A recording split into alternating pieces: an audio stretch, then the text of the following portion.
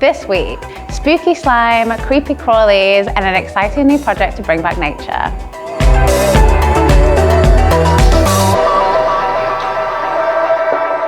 This is the Earth Edit, where we break down the latest climate news. I'm Paige, and here are this week's hot headlines.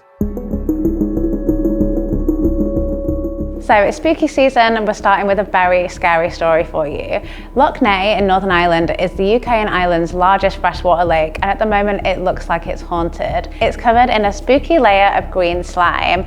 Now, this green slime isn't just gross to look at, it's also killing and suffocating all of the life that lives below it. Loch Ness is also where 40% of Northern Ireland's water comes from. So what's going on? Who is haunting this? Is there a curse on the lake? No, it's just been poisoned with toxic blue-green algae, and of course the culprit of this is pollution, a lot of which has been coming from local farmland and agricultural waste. So how do we lift this curse? Leaders need to give Loch Ness some breathing space. They need to stop sand dredging, and they need to hold local polluters accountable. They also need to bring the lake into public ownership and put in place new management that recognises the rights of nature and wildlife. Local communities are pulling together to try and save this lake.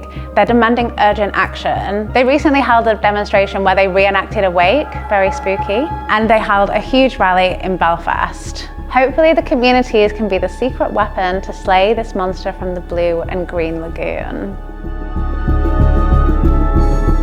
Moving on from spooky slime, we're onto creepy crawlies. You've probably seen lots and lots of media coverage, social media posts about the rise in bedbugs. They were really popping off at Paris Fashion Week, and apparently now they're making their way to London. Gross! Some statistics suggest that infestations of bedbugs in the UK this year have risen by 65%. I'm really sorry to have to tell you that. So why is this happening? Why? As always, the culprit very well could be climate change. Bedbugs thrive in warm, hot, humid conditions, so the more hot months we have, the more chance they have to breed. And they also could have become resistant to pesticides. We've known for ages that insecticides are bad for the environment, but this could be another terrible consequence of their use. But to look on the bright side, as we tackle climate change, we'll likely also tackle these horrible infestations. And keep in mind that these bugs love to travel, apparently. They've been popping over to Paris, back to London, so maybe it's time for another staycation this year, and you can cut emissions at the same time. It's a win-win. Greta Thunberg has been arrested in London. She was joined by hundreds of other activists and protesters blocking the entrance to the so-called Oscars of Oil, or the Energy Intelligence Forum, which brings together fossil fuel executives and government ministers. Sounds great. Critics have called this the Oily Money Conference, which is a nod to its previous name. It literally used to be called the Oil and Money Conference. When speaking to journalists outside of the conference, Thunberg said, "People all over the world are suffering and dying from the consequences of the climate crisis caused by these industries who we have allowed to meet with our politicians." Shortly after that, she was bundled into the back of a police van. What's really important here is that we can see anti-protest legislation in play.